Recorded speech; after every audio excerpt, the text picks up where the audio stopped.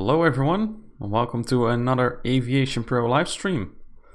Welcome to another little chat session. Unfortunately not a flight this time, just a little chat and Q&A session if you have any questions about the AviationPro channel. Let me see if everything is working okay for you guys. If not, let me know, then I know what to do. So you might recognize the background. This is my old room where I used to make a lot of VATSIM flights from, and now I'm live streaming from here with my laptop, which is not really able to do full HD live streaming, unfortunately, but it does the trick. Hello Toby, hello Linux, Pilot Panis, Steve, hello, welcome everyone to the live stream.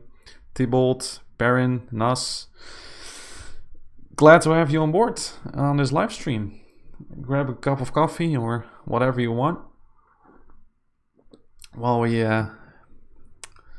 get ready to answer some questions. Yeah, just leave them in the chat. If you want to use the super chat function, of course that would be great if you could support the AviationPro channel, and then I will definitely answer your question. I will also just take a look at the chat and answer some questions. But first of all, let me discuss some of the stuff that's going on in flight simulation world. Hello Rion, hello Billy, Platinum Power, good evening. Who else do we have on board? Country Fisher, Storm Wizard, hello. Good evening to you all. Let me see if I can get the live stream working here as well on my iPad so I can have another look, just making sure everything is working fine. Let me know if everything is correct for you guys, if the audio is correct. It doesn't seem the encoding gets overloaded, so that's good. So yeah, a lot of things going on. I saw some interesting products coming up. First of all, we have Captain Sim Boeing 757 version 3, a new version of the 757. I was never really a favorite of Captain Sim, but who knows, the 757 might be quite a cool aircraft to fly, and maybe it looks very good. We'll see. Then we have the Coronado, which is going to make the Fokker 50. I think that's one of the bigger aircraft they've ever made, and a really interesting aircraft because KLM Cityhopper used to fly that airplane, so I'm really interested to find out what that airplane will look like. And we also have a secret project going on at PMDG, you know, a lot of things happening, so that's a good sign. So yeah, welcome everyone, welcome to the chat. Hello Brendan, Han Lee, good evening. Feature Reviews Art, good morning. Let me take a look. I can answer some questions, guys, and yeah, if you have any questions, leave them in the comment section or the chat box, and I will answer them for you. If you'd like to support the AviationPro channel, make sure you check out the description for different ways of doing so. Your support is very much appreciated. And by the way, it's of course Black Friday today, so if you want to get some add-ons, now's the time to get it, because a lot of sales are going on at different companies, Sim Market, Real Environment Extreme, all that kind of stuff. So if you want to get add-ons, I think this is a great moment to get add-ons. Just wanted to put that out first. Maybe during Christmas there are going to be also sales, but Black Friday is usually a bit bigger, so yeah, make sure you check it out. Let me take a look, guys. So welcome everyone. Royal Aviation, I'm going to answer some questions for you guys. Let's take a look. There was the first question from Steve. So he says, in the FMC I sometimes give an option like ILS, runway 19 and then different options. Yeah. If you look at the charts for ILS charts, then you will see that there are also different charts for the same ILS. And usually there's a little difference in the ILS procedure, or there's a little bit of a difference in the go-around procedure. So that's why you see also different types of ILS approaches for, the star and the approach that you select. So ILS Yankee, ILS Zulu, things like that. So that's why. I'm going to stick with the most recent comments, so if you put any questions in, just repeat them if you want to, but so that everyone can see who I'm talking to. Some more people coming in. Hello, good evening everyone, welcome on board this well, not a flight, but nice aviation chat, I hope. How long is the live stream is going to be? Well, it's going to be about an hour. So I'm going to quit at 19:30 Zulu, basically. Where can I find the fuel consumption per hour of an aircraft? Well, maybe a quick Google search will do. I don't really know that by heart. I just put in the data in the flight management system and then take a look at the flight planner, and based on that you can see what the fuel consumption is of your aircraft. And of course it's going to be different also per airframe. You know, some aircraft are more efficient than others. You know, some 737s are older than other 737s, so the older they get, the more, you know, or less fuel efficient they tend to get. Let's take a look. Yeah, Country Fishers team has a huge sale going on through the weekend, so yeah, make sure you make use of it. It's a great opportunity to get a lot of add-ons, which is great. Let's take a look. What do we have? Bram Animaties tells us that the oh, thank you for getting me into flight simulators. Yeah, oh, you're welcome. And he's now going to start a pilot career at the KLM Flight Academy. Well, that's awesome. I've been to the KLM Flight Academy in June to an open day. I'm considering the same, but I'm finishing my master studies first. So after that, I might go into flight training if all goes well, but we'll see. I don't want to, you know,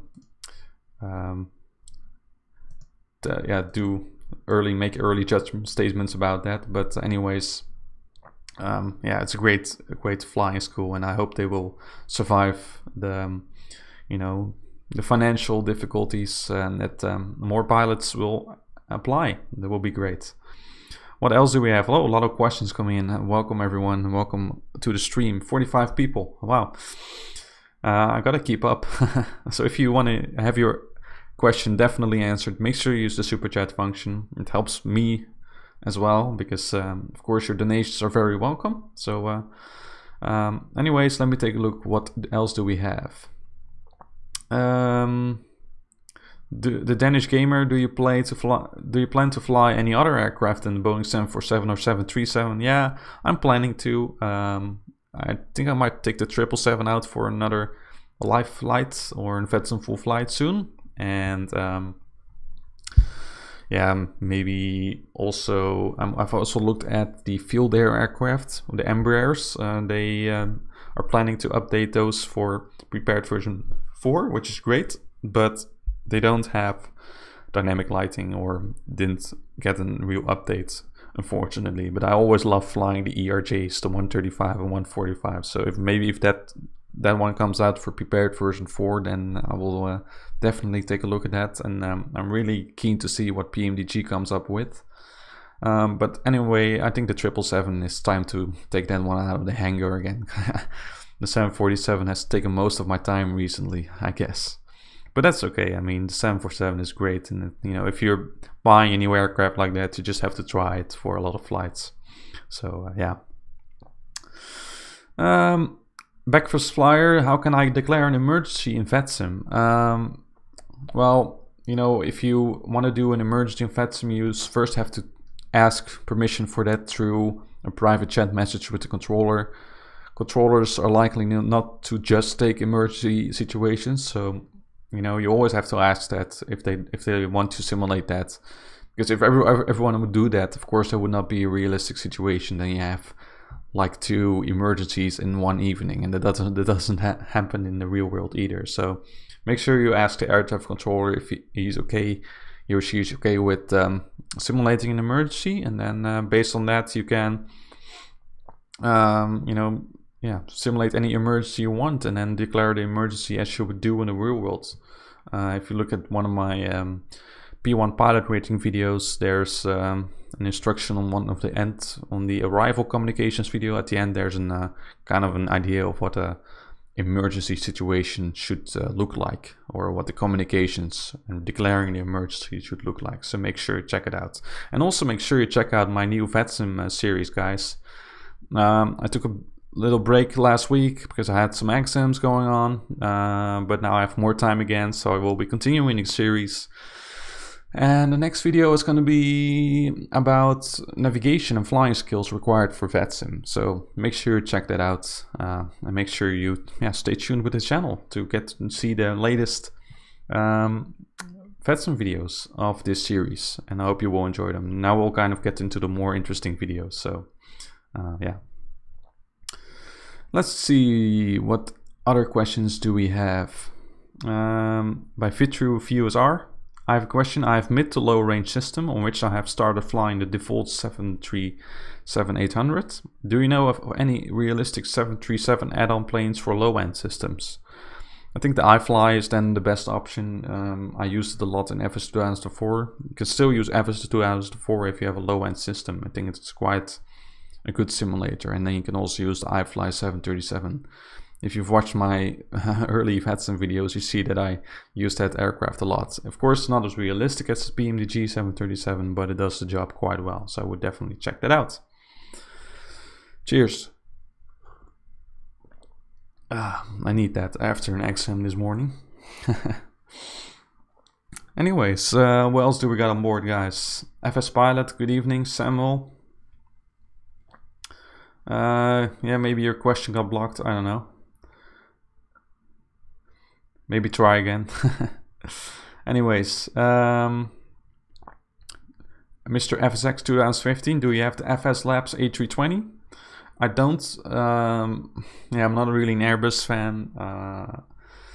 But I'm going to, in fact, I'm going to an Airbus simulator this Monday, and kind of a home-built cockpit simulator. So I kind of have to get into Airbus.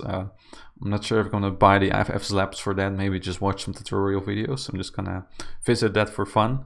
But yeah, maybe if I come back after that, visit, then I might consider going to Airbus if I like it very much. But we'll see what happens. So I'll keep you guys up to date regarding that on my Facebook page. So yeah. Okay. Richard Ward, do you have the new Netherlands scenery? If so, how is it? I think you're referring to the Orbex FTX Netherlands scenery, which looked great from the screenshots that I saw. So Orbex is just creating kind of an brand new scenery of the Netherlands with photoreal coverage, and every building seems to be modeled.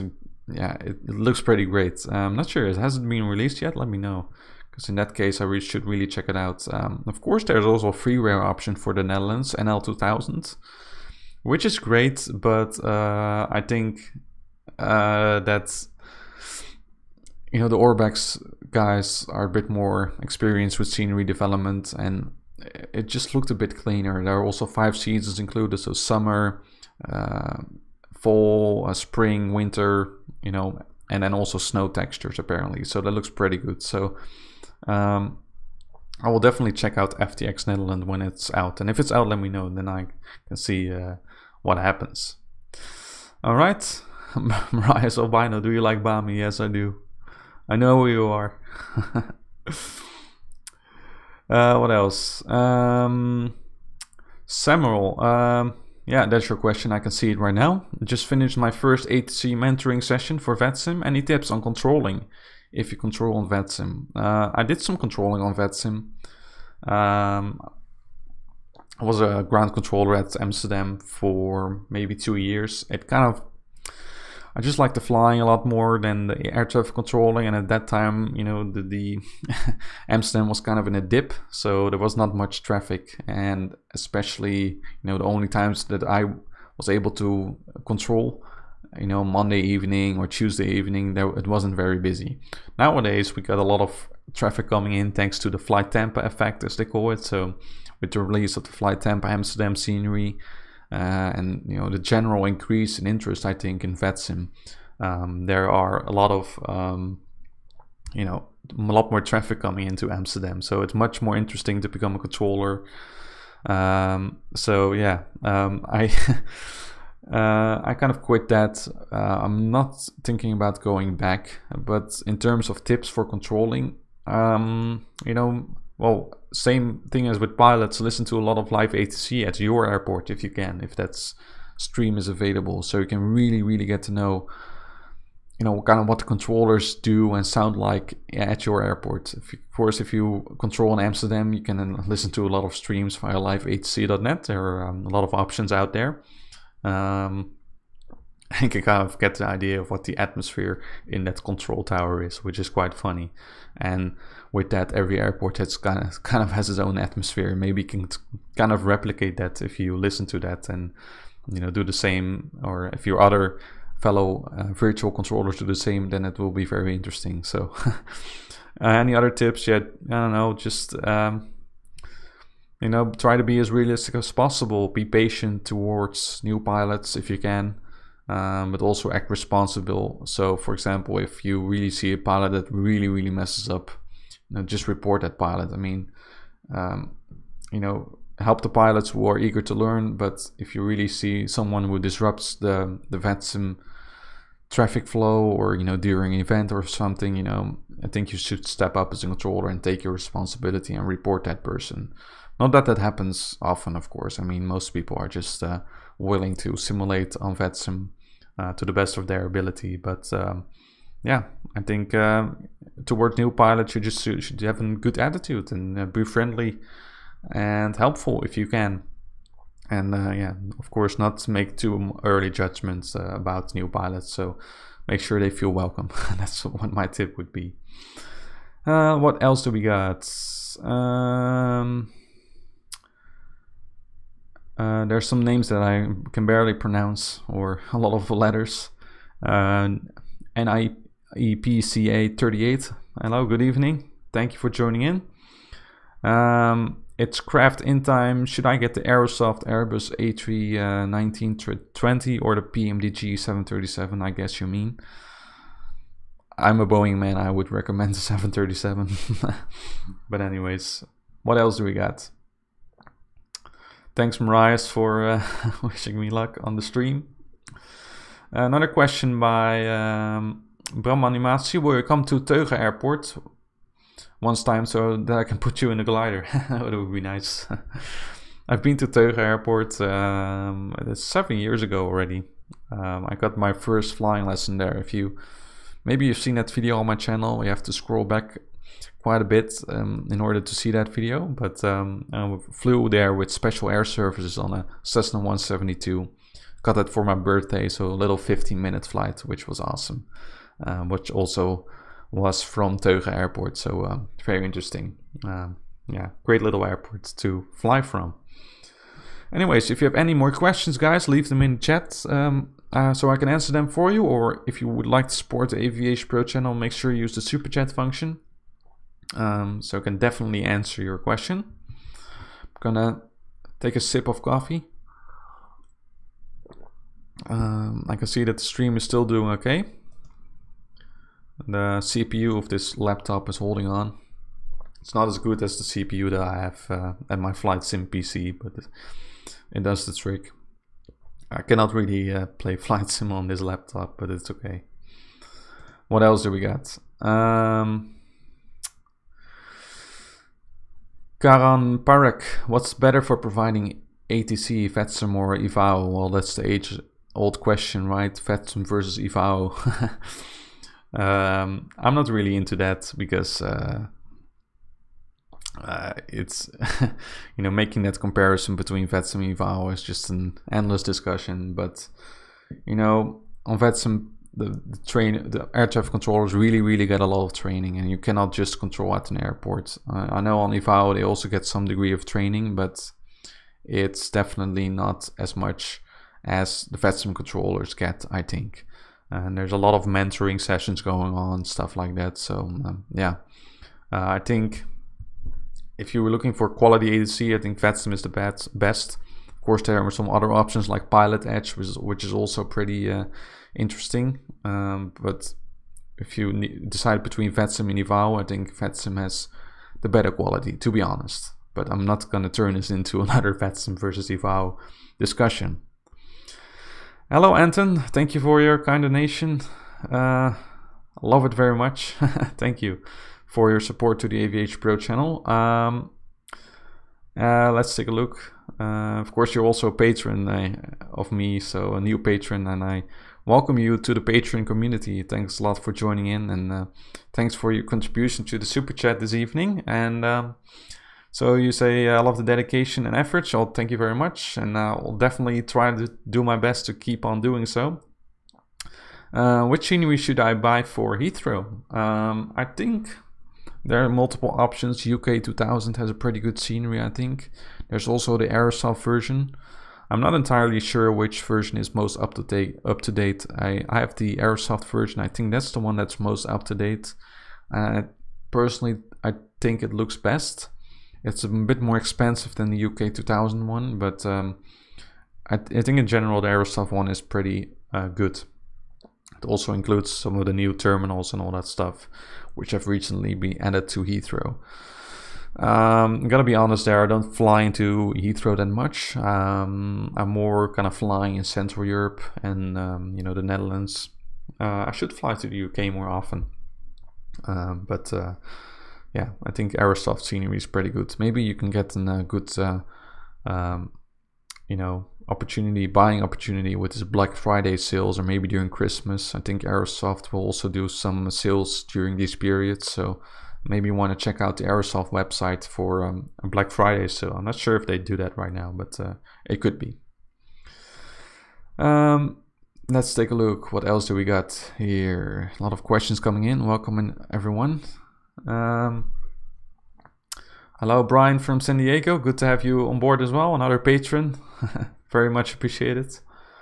Pilot Penance, is the Captain Sim 757 worth it? Well, I don't know. You know, they've released some screenshots of the new 757. It looks pretty good, you know, but the only real thing that you can see is the glare shield and the outside. I think there were some shots from the cabin.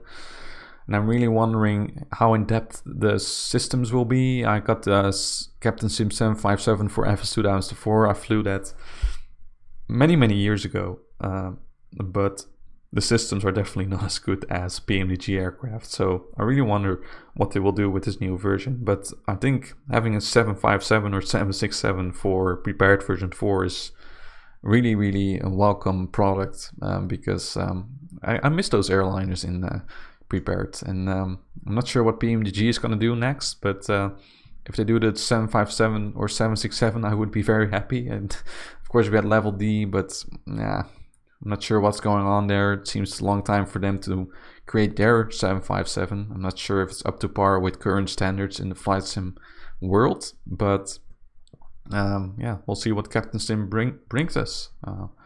Looking forward to it, and other products by PMDG and whatnot. What else do we have? The Pacer, if you like short and sweet flights, you should enjoy Belfast to Liverpool. Yeah, maybe. I should explore the UK more often, right? Maybe it will be part of one of the next VATSIM videos. That would be awesome. Let's take a look. Yes, Yaniv Cohen, unfortunately becoming a VATSIM air traffic controller is not that easy. It depends a little bit on the FAC, how active your FAC or ARTCC is, and of course how well you flow along with the stream of air traffic controllers, because some mentoring programs are really packed and it's just very hard to get through, and you need to make a lot of hours before you can go to the next station, because you start a delivery, then to ground, then to tower approach, etc. And that can take a long time. So it's not like if you become a controller now that you will be a center controller within a couple of weeks. I think it will take months. You have to think about months, especially if your FAC has a lot of air traffic controllers being trained currently. All right. What else do we got? You're growing a beard. Yeah, a little bit. Didn't take the effort and time to shave. Sometimes I do that. Maybe growing a beard for the winter. Apparently the quality is that good. I'm streaming in 720p, but it's still good. That's good. Michael Kabir, well, why do pilots use TOGA? So TOGA is just a function, takeoff go around. It stands for takeoff go around. And basically you push that button during takeoff so that the automated thrust system can set a certain takeoff thrust setting, so the N1 thrust setting. If you look at the engine instruments on 737, you can see this little green arrow where it goes to. So if you have derated thrust takeoff, for example, takeoff 1, takeoff 2, and then also an assumed temperature, then this green arrow, you know, decreases the N1 basically. And then, you know, if you press the toga button, and make sure that it stays on this N1. If you would not press the toga button, and if you would just push the throttles forward, then, you know, you go past the N1 that you were inclined to set using the FMC. So, and that's why they use toga. And also during go around, you know, you have to press toga again to set an go around thrust setting. You make sure that's all right, and then you just go around. And then the system also knows, okay, I'm now going around, I should enable takeoff go around mode. And then once you went around, you can select another mode again, like fly level change and LNAV, to follow the go around procedure basically. Hello Fox, good evening, glad you liked the channel. Oh, a lot of questions coming in. Can't even see the scroll wheel anymore. I have to scroll up a little bit. So if you're watching this video afterwards, you know why I'm answering kind of late. Let's take a look. Where were we? Cessna Cufflake, do you really enjoy flying? What do you want to be in the future? Well, I love to be a pilot, and I do really love to fly in flight sim. What else do we have? There's an I think the quality wing stuff says 737. It says 787. There was a comment about donation bar, but it says quality wing 787. If I make it dark, you can see it probably. Anyways, what else? Do you use Track IR? No, I don't. What's your worst immersion killing anecdote? I'm not sure what you mean there. Maybe something that happened on VATSIM which really destroyed the immersion. I don't know. You know, what really destroys the immersion for me when I have huge stuttering or lags, which fortunately are not that common anymore with prepared version 4. So I like that. Okay, what else do we got? Can you use X-Plane for VATSIM? Yes, you can. If you follow my VATSIM tutorial series, you will be able to explore all the different simulators, add-ons, and tools that you need for flying on VATSIM. So make sure you check it out.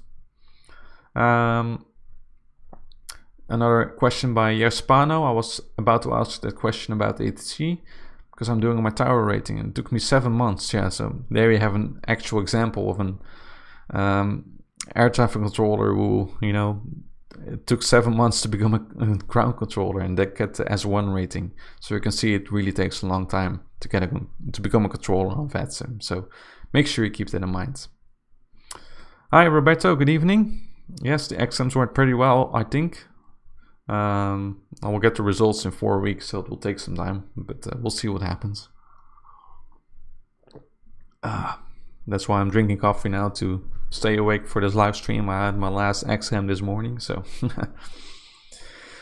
Question about PFBX. So where do you get the values to fill all required boxes when you add an aircraft? For example, maximum takeoff weight. Personally, I just use the values that PFBX already comes up with. I think, I don't have it in front of me right now, but from what I know, if you just add an aircraft to the database and you select an aircraft type, it will already fill in most of the data for you. And that's basically all that you need to do. I think I covered it in one of my latest VATSIM videos about how to create and file a flight plan to VATSIM. You can see how I add an aircraft and then just alter some of the values, but all the other values I leave the same. Of course, you can get that information maybe from something simple as Wikipedia. Usually there's quite a nice table about the weights and whatnot of your aircraft type that you want to add. So yeah, maybe that will work out. Let's take a look. What else do we have? Garfield, have you ever tried flying with a virtual reality headset? Do you think there's a future in virtual reality flight sims? I've never tried it before. I did wear one such headsets some time ago, just watching a video in 360. It looks pretty cool. I know Prepared is putting a lot of effort into virtual reality development, which is quite amazing. So I'm looking forward to what that brings. I find it kind of hard to get a picture of what it will look like in the future.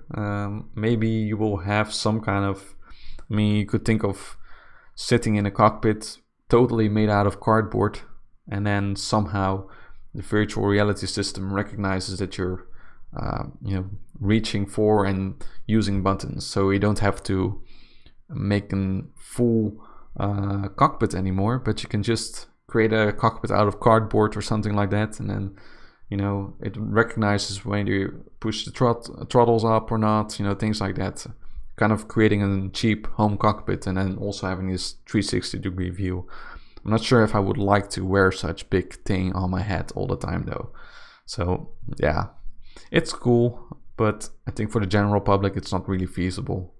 But we'll see what it brings. A lot of interesting things going on. I think a lot of developments, there's still room for a lot of developments. I was just thinking about yesterday, I was flying in Europe and I already saw snow on the ground. While in reality, there's barely any snow yet in Central and Western Europe. So it would be cool if they developed some kind of system to have, real-time terrain textures, something like that. Of course, you don't need real-time photographic textures, but at least some kind of, use some kind of data source to see what the texture color of the current season looks like and where there's snow and where there's no snow.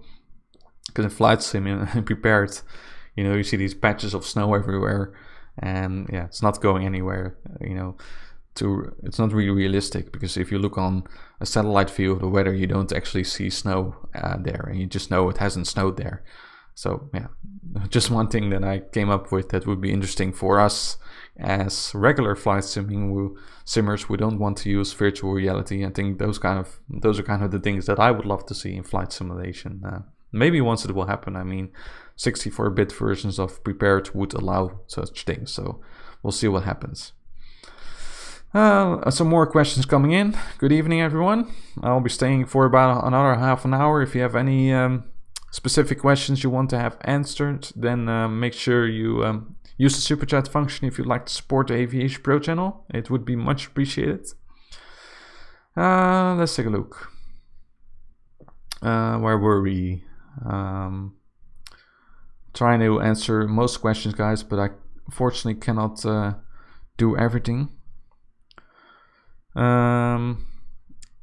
I would love to try flying a 737 in a simulator in a free flight kind of style. What would you recommend within the Netherlands? I'm not really familiar with flight sims in the Netherlands. Maybe you can find some kind of cheap flight sim, not on this, full motion flight sim on a hydraulic platform, but I think there are quite a few cockpits out there, which are complete replicas, but not full motion, but still are pretty realistic. You can maybe search for that.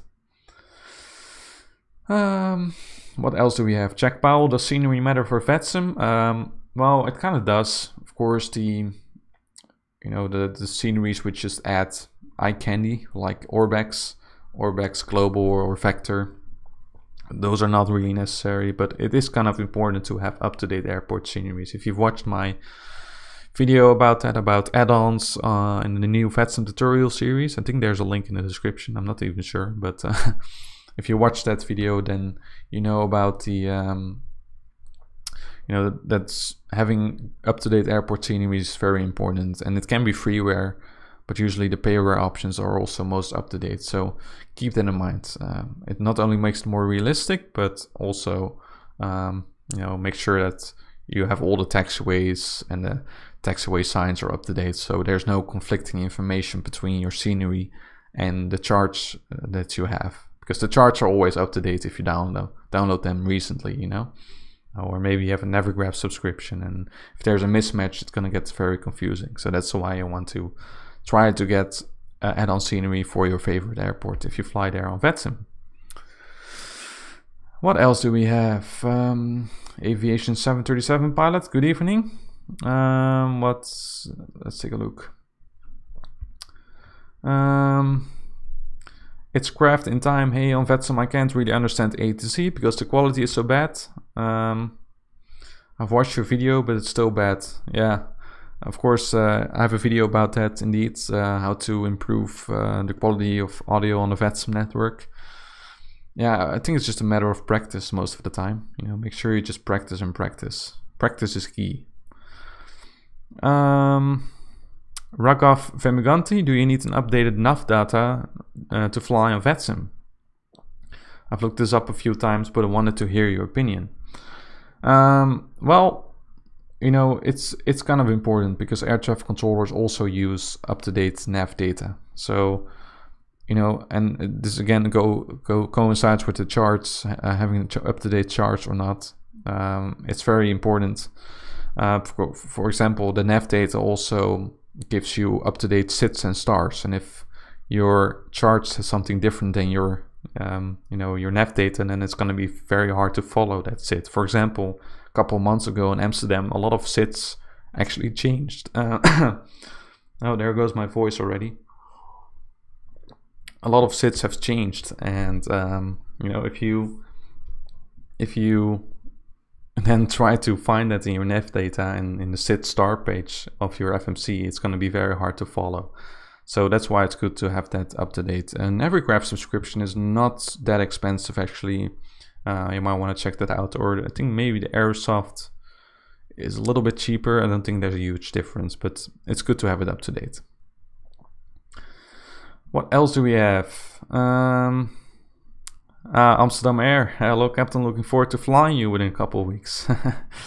Yeah, Sydney, I'm looking forward to it too. And my buddy Twan as well, I think. We're gonna be flying also in a 737 simulator soon. You'll probably see some videos appearing about that, which will be awesome. So I'm really looking forward to that, definitely. What else? Anton, flight to Edmonton, we got snow. Yeah, that would be awesome. I mean, I love snow. I really love the winter season. Also, when flying on VATSIM and using Prepared, it's just great. It has something, you know, the snow is just awesome. And then getting the early nights, which looks great, I think. So maybe I might need to go and cross the pond again and fly in the US and Canada for a bit. What else do we have? I'm scared of flying on VATSIM. Could you please give me a tip to overcome the fear? I'm just scared of annoying the ATC or making mistakes. Kexler. I would just start small and easy. So the way I learned how to communicate on VATSIM, basically what I did was flying circuits, so VFR circuits. That's the most simple form of flying. And if there happens to be an air traffic controller online on a little, remote airport, at least not a major airport, then you can fly VFR circuits. And then basically all you have to do is ask for startup clearance and then taxi clearance to the runway. You take off, fly the circuit, report downwind, report base lag, and then your landing clearance or make a touch and go, for example. And if you fly that circuit multiple times, so perform multiple touch and goes, it's the most easy form of communicating with air traffic control. It will help to overcome that fear a little bit, and it's a good way to start. So start with a simple form of flying, and then after that, if you've done the circuits, try to fly on a route that you know very well. For example, I did a lot of flights between Amsterdam and Frankfurt offline, and then I did them online, so I don't have to worry about the route anymore. I kind of already knew that by heart. I just fully memorized the route. I know what SIDs to fly for almost every runway. I know what stars to fly at Frankfurt, and in that way, at least you don't have to worry about the other aspects anymore. So that's very important. If you're really scared of communicating with air traffic control on VATSIM, just make sure you remove all of the other stress factors. And stress factors include complex routes and complex airplanes. So flying a general aviation airplane in a circuit is something very easy that you can practice offline also a couple of times and then on VATSIM. So make sure you try that, give that a try. It's the way that I did it when I was 13 years old, joining VATSIM. What else do we got? Good evening, everyone. Gameplay, good evening. Sharif Shaban, what's your next destination? I'm not sure yet. It also always depends on HC availability, of course. As I said earlier in the stream, I might take out the 777 for another flight, so maybe a little bit larger destination, maybe also live stream with that. We'll see. Let's take a look. So guys, if you have any questions left, make sure you leave them now. I'm going to be staying for about 20 minutes. If you would love to support the AviationPro channel, it would be much appreciated. So make sure you use the super chat function so I can definitely answer your question. What else do we have? How many hours on VATSIM do you've got? I don't know. I never really looked at it. I really have no idea. I should log in for that and take a look, but I can't really right now because I'm not really logged in. What else? What is the best active sky for FSX? Well, for FSX, I think Active Sky Next is the correct version, or Active Sky 16, Active Sky 16, and then for prepared version 4, they have a separate version. So if you're planning to get a weather add-on, then having Active Sky is, I think, the best weather add-on. I really like that. It's just very accurate, and I love all the stuff that comes with it, like the clouds that hit the windshield and the lights reflections, and that's only possible in prepared version 4. But in general, Active Sky, also older versions for FSX and FS 2004 even, are great weather engines. So make sure you check it out. Did you like Orbex Arlanda? Yeah. Great airport, great scenery. It's kind of surprised me how similar Stockholm Arlanda is to Amsterdam Schiphol Airport. Kind of the similar layout, which is great. There was another question by Nicholas. Good evening to you. I've never been sure of this. On VATSIM, are you able to put your simulation rate up like you can in a normal flight, or does ATC not like it? No, you can't. I mean, it's crazy if you see an airliner traveling at 3 times the speed of sound along the Atlantic or overland. It's not realistic. VATSIM is all about realism. So pushing up your simulation rate is not allowed, unfortunately. I get the question a lot, like, what should I do during cruise time? And, if I want to make a flight from Amsterdam to New York, can I just, leave the cockpit? Well, you can really. I mean, there can always be air traffic controllers that pop up, and you just need to be responsible and, be available to the air traffic controllers once they try to contact you. And you're never really sure about that. So it's not possible to put up your simulation rate or to, just leave the cockpit and then do nothing. Of course, you can go to the bathroom, make some lunch, and you could just tell air traffic controllers that. But after a certain time, maybe 15 or 30 minutes, then supervisors will come after you probably. So you don't want to do that. Maybe the best thing to do in such case is just to log off from the VATSIM network and then log back in when you are available. But in my personal opinion, I don't really find it realistic. You can just better fly offline. I mean, there's no real benefit to flying on VATSIM in that case and eat up bandwidth. I don't really see the use of that. What else do we got? How do you use Unicom on an airliner? By Dan Wood. So Unicom is pretty simple. You just tune in the frequency 122.8 or 122.8. Put it in the active box of your communication radio. And then you have to type in text in your pilot client. There's a little message function usually at the bottom. If you tune in on the frequency, then you can just type there and let other pilots know what you're doing. So VATSIM is working on a voice Unicom from what I read on the VATSIM forums, and that's really awesome. I would really want to check out what that looks like. but yeah, that's the way it currently works. So it's pretty easy. Just do 1 to 8 and then type in your pilot client like vPilot. Okay, so what else do we got? Welcome everyone on board so far. I hope you're enjoying the stream here. I'm just gonna take another sip of coffee before it gets too cold. Ah, that's better. Okay, what else do we have? There's some more questions coming in. What's the difference between LNAV and VNAV? Well, LNAV is lateral navigation, VNAV is vertical navigation. So lateral in the horizontal plane, vertical in the vertical plane. Yeah, that's pretty simple.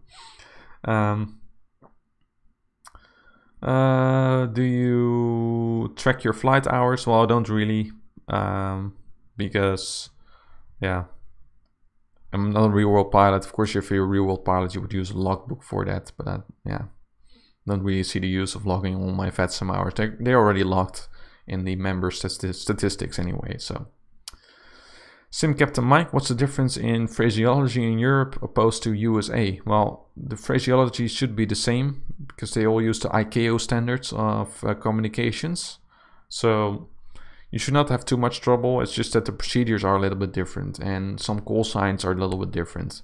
For example, in the US, you don't have a ground controller which also sends you to the gate.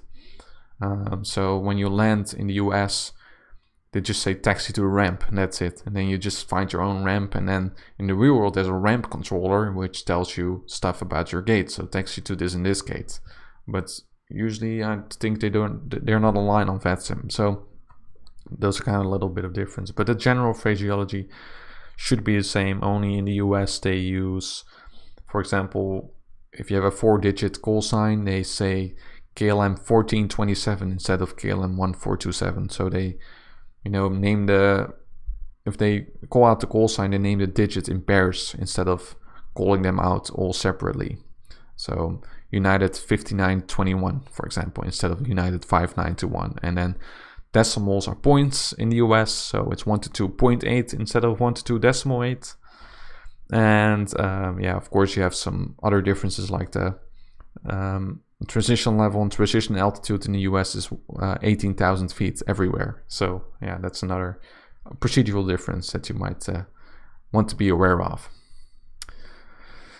Okay, some more questions coming in. I'll try to keep up. If you really want to have your question answered, make sure you use the super chat function if you'd like to support the AviationPro channel. And then I can make sure that I answer your question.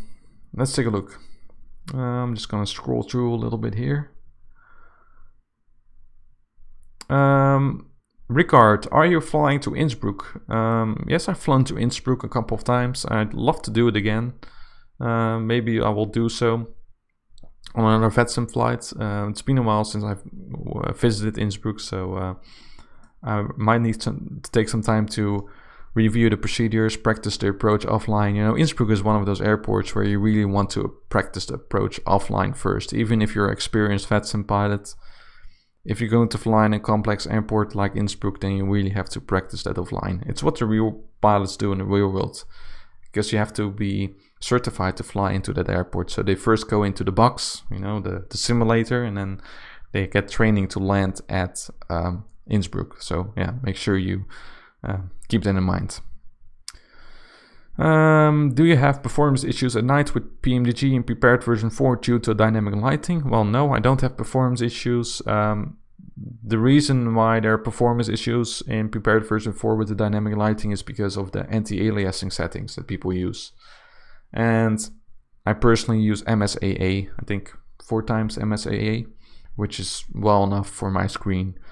But if you start to use super sampling, so SAA or whatever it's called, then the dynamic lighting will start to become a problem. So just reduce your anti-aliasing settings to MSAA. All right.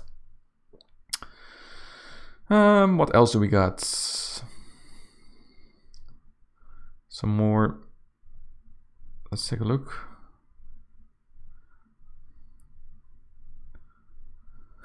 Totoritko describing lateral navigation and vertical navigation as that. I know, yeah. I think you will do a better job at explaining that to whoever asked that question. But of course, yeah, LNAV. It's just to follow the route basically, and for VNAV to follow the vertical profile. It's the most easy and quick answer that I can give right now. Have you heard anything on how Ryzen works with flight sims? My current processor struggles. I'm not sure what Ryzen is, to be honest. So yeah, explain that to me. Low spec flyer, which is better, USB headset or normal 3.5mm jacks?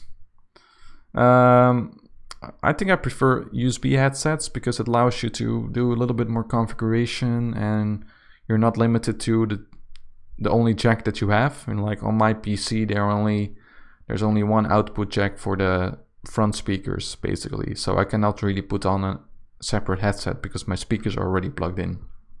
But if you have a USB headset, you can just use any of the many USB ports that usually come with your computer, and then yeah, use that. And it kind of allows me to do setups for live streams as well. So I prefer USB headsets because they kind of have their own sound card, which works better. All right. Alex, good evening. Welcome to you. Do you sometimes fly for virtual airline? Well, I don't fly virtual airlines because I simply don't fly that much. I do on average 1 flight per week, I think. Sometimes more, sometimes less, depending on how busy I am. But yeah, it's kind of, I just kind of want to do my own flights whenever I want. So joining a virtual airline, it doesn't really make sense for me. And I kind of fly different airlines all the time, especially if I'm switching between aircraft types. I'm flying with a lot of different airlines basically. What else? Just scrolling back a little bit. Yeah, Anton Gergely. Also, we don't use QNH. That's true in the US. Yeah, I knew there was something that I forgot. So in the US, to use the with the altimeter setting, they use inches instead of hectopascal. So they say something like altimeter 2992. So if you have this, the EFIS panel on your 737, you have this barrel knob to set the altimeter setting.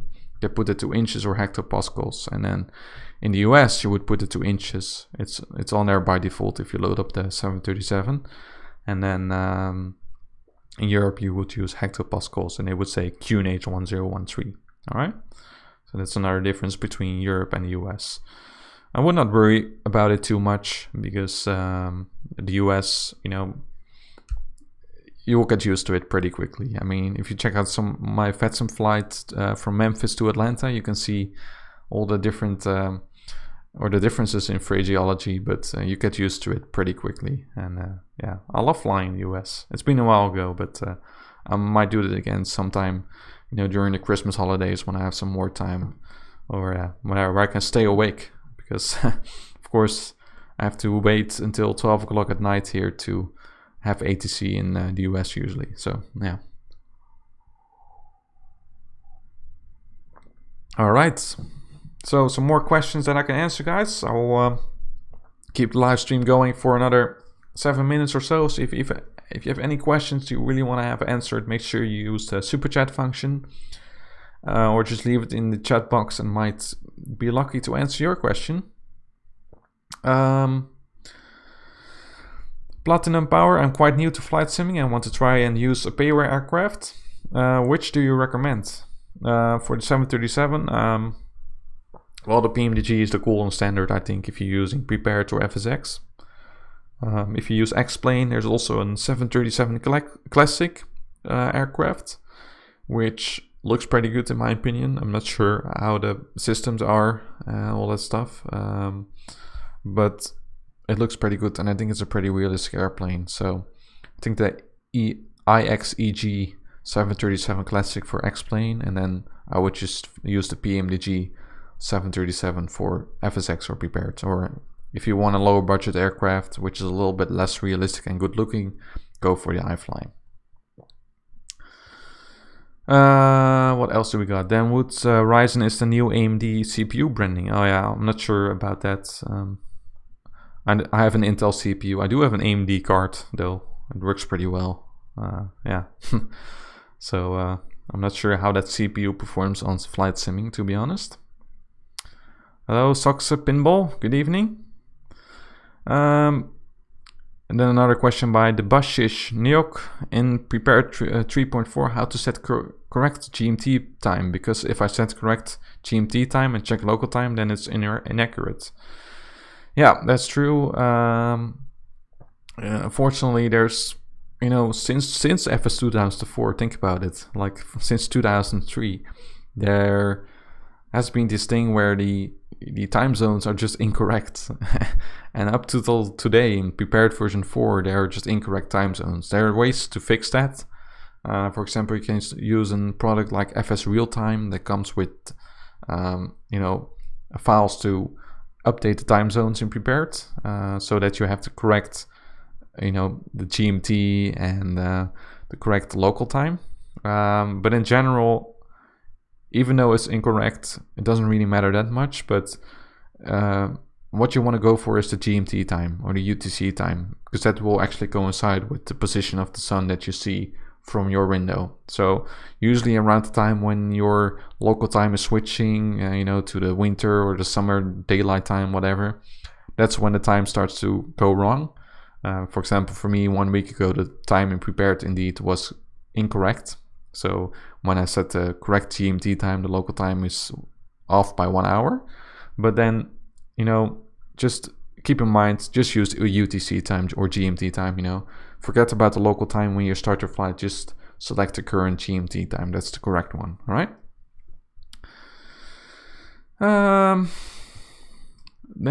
Tosrisco, do you own X-Plane 11? And if not, would you like to give it a go? Well, I flew together with you on X-Plane 10, right?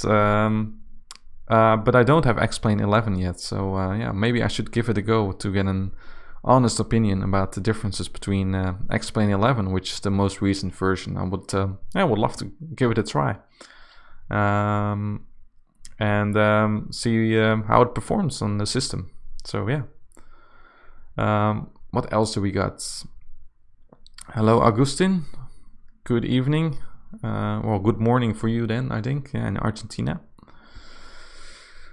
Charlie Wellens, hi, quick question. How do you do the shared cockpit with 2 people in the same room? Do you have 2 different mice and 2 different monitors? Yeah, it's the setup is kind of, I have 1 monitor. I'm planning to get an ultra wide monitor sometime, which should really enhance the flight simming experience, and then I can use my current monitor to, you know, display the live stream stuff.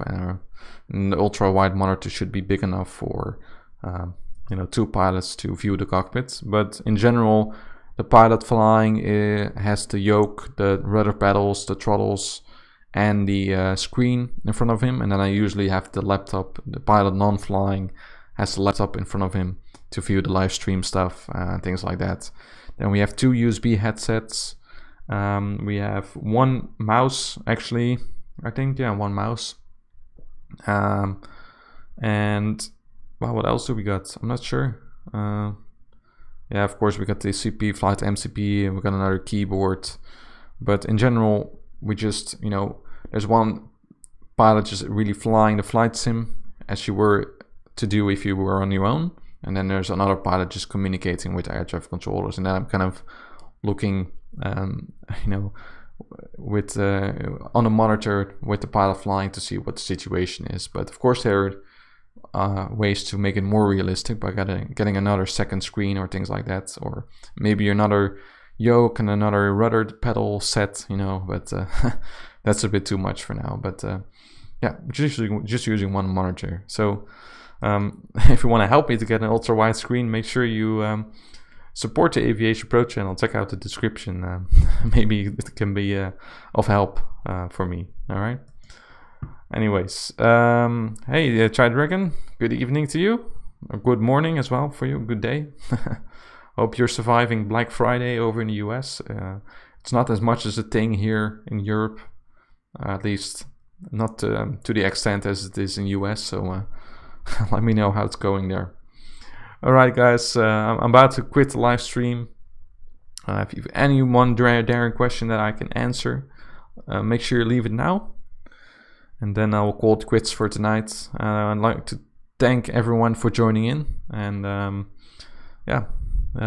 hope you liked the live stream. And just a little catch up and catch up. Yeah, not the sauce, just to, you know what I mean. But anyways, if you like to stay tuned with the channel, make sure to check out my Facebook and Twitter page. The links are in the description, because I'm going to be releasing more VATSIM videos in the VATSIM 2017 tutorial series pretty soon. And the video should be pretty interesting. And at the end of the series, it's going to be another full flight, really in-depth flight, where I'm going to combine all the information and knowledge of the entire VATSIM tutorial series in one video. So really going to basically see how flight works from A to Z, including everything. So make sure you check that out, and make sure you stay tuned with the channel. All right, one more question that I can answer. Do you plan on uploading an FMC tutorial?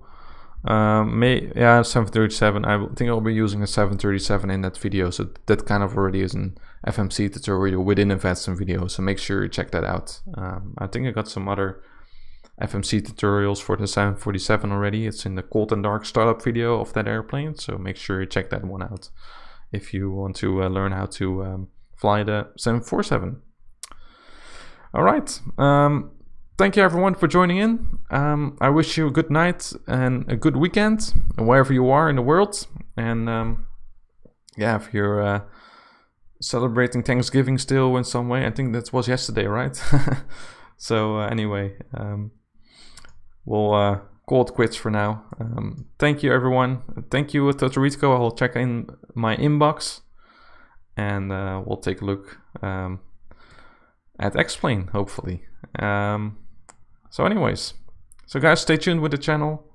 Stay tuned for the VATSIM tutorials. Probably some more videos in December as well. Probably some more live VATSIM full flights. Hopefully it's going to be an interesting month. So make sure you stay tuned via the ways, Twitter, Facebook, and all that stuff. And then, that should be about it. And thank you for everyone for the donations, for the super chats. And that will be it for me. I'm gonna stop the live stream, and then I'll wish you a good night and a good weekend. Take care. Yes.